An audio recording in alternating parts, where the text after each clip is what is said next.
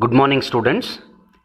In the last class, we had come across least squares method. In that, we have seen already straight line equation, second degree equation, and logarithmic equation. We shall concentrate today numerical problems on least square method basing on linear method, linear trend equation or straight line trend equation, which can even be told as first degree equation. Look at the question given. Question number 27 in your textbook. Fit a straight line trend for the following data by the method of least squares and find trend values. Also estimate the sales of 2010. The given data is like this: year 2003, 4, 5, 6 and 7, and sales in lakhs 70, 74 till 90 it is given. What has been asked to be calculated? Fit a straight line trend. First it is to be fitted straight line trend, and after that find trend values. Here whatever y values have been given, these are observed values at these time points. Now we have been asked to calculate the trend values according to least squares method. When we apply straight line trend equation, what will be the trend values? Here 70 has been observed at 2003, but according to mathematical calculation, what is expected in 2003, the sales has to be estimated. That way, those values as trend values it is asked to estimate. And further, what has been asked? Also estimate the sales of 2010 till 2007. It's given in the data. Future data has been asked to be found out. Fine. Let us see in terms of solution how we can proceed with.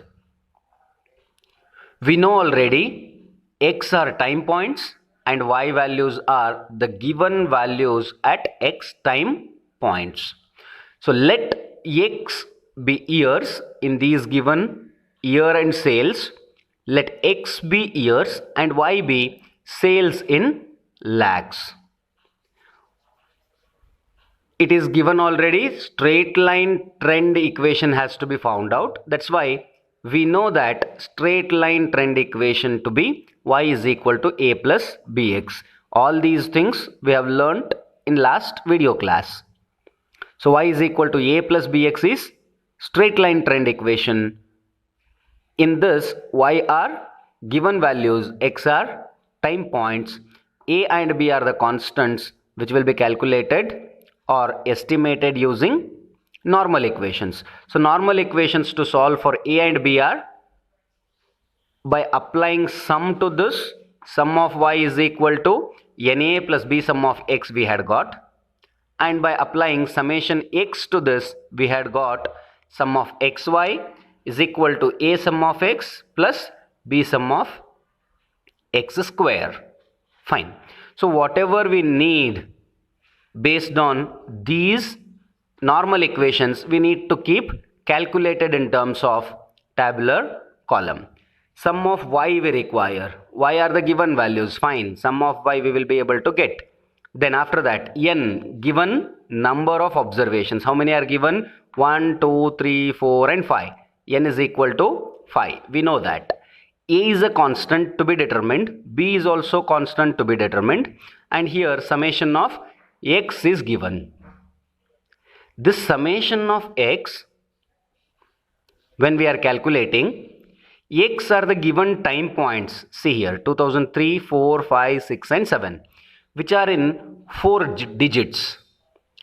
Calculation will be difficult and tedious if we keep those 4 digits into our calculations. So what we have been prescribed is we can convert those values of x to single digits. In what way we can convert?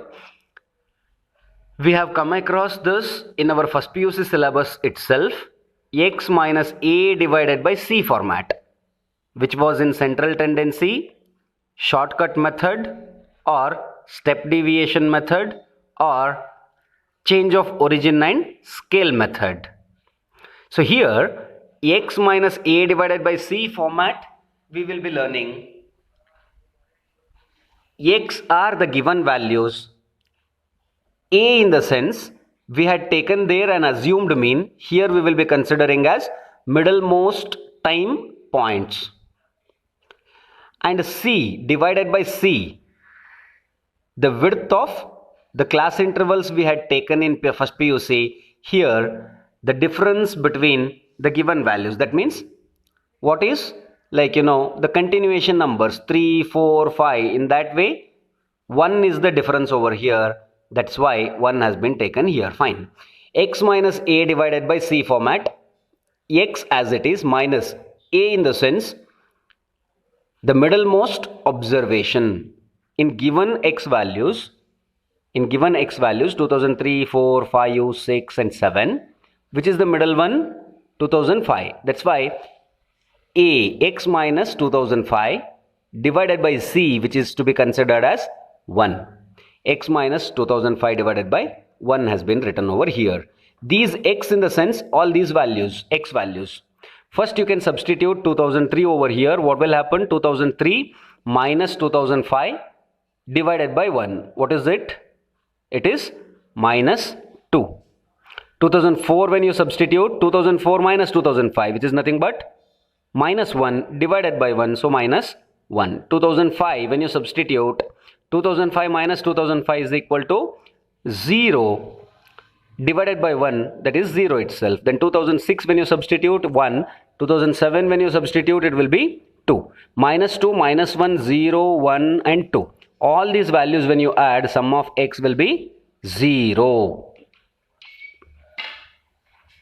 To reduce the burden of our calculations, we will come across sum of x is equal to 0. Otherwise also it can be calculated, but it will become tedious. That's why we shall arrive at the stage of sum of x is equal to 0. Fine. So now this summation of x is also is equal to 0 now. Then sum of xy, that means x multiplied by y we want. So x values are these given x values and y are there. Xy we need to calculate, xy. Here it has been shown. Minus 2 multiplied by 70, minus 140. Minus 1 multiplied by 74, minus 74. 0 multiplied by 80, 0. That way x and y are multiplied and kept here as xy. This summation we want, so we can get it.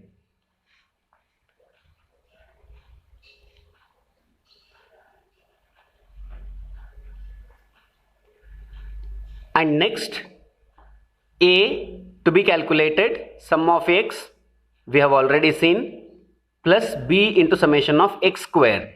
B to be calculated, here x square is there, so x square also we need. Calculate x square column. Minus 2 square is 4, minus 1 square is 1. That way x square have been calculated. Sum of these x square is equal to 10. So all these which are required, we have come across in terms of calculations. Since here summation of x is equal to 0, a and b calculation will be easier. We have seen in the last class itself that summation of x is equal to 0 means this term goes to 0. Then a is equal to sum of y divided by n. That's why sum of y divided by n is equal to a has been taken. Sum of y is nothing but 400 divided by n is number of observations 5 given. 400 divided by 5 is equal to 80. And here sum of x is equal to 0. That's why this term goes to 0. Then b is equal to sum of xy divided by sum of x square. That's why b is equal to sum of xy divided by sum of x square has been considered. Sum of xy is equal to 52. Sum of x square is equal to 10. 52 divided by 10 is equal to 5.2.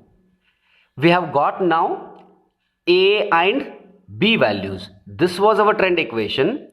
X and y are variables, a and b were constants. We have now found out those constants basing on the given data. That's why after getting this a and b values, if you substitute a and b values here, this will become trend equation for the given data. That is what has been shown here. The best fitted line is, the best fitted line in the sense trend equation, that has been shown in terms of y cap is equal to a value is 80, that's why a, plus bx, b in the sense we have just calculated b value to be 5.2, so 80 plus 5.2x, a plus bx. That format we have written 80 plus 5.2x to be the best fitted line. Next, what was asked? Here, fit a straight line trend equation. So here is the best fitted trend equation as y cap is equal to 80 plus 5.2x. Further, what it was asked? After fitting a straight line trend from the following data by the method of least squares and find the trend values. Now we need to find out trend values. These are the given y values at these time intervals x. So now at 2003, basing on this trend equation, what is the trend value? Given value is 70. What is the trend value? Given value is 74 for 2004. What is the trend value for 2004? That way, for all these given values of x, that means time points, the trend values have to be calculated using this trend equation.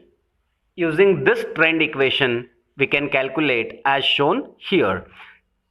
Trend value for 2003. First, let us start with first year, what is given as 2003.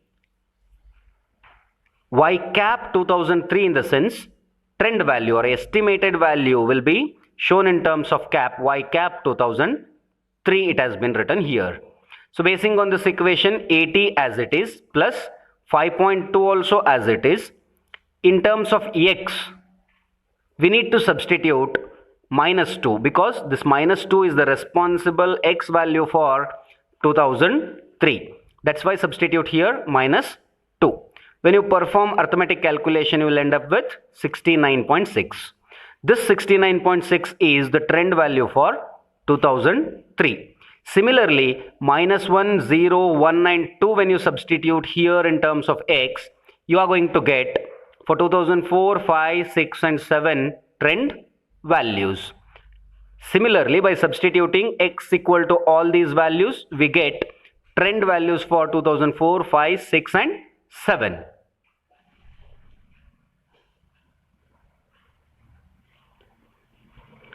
Here it has been shown after the calculations what you will get the trend values.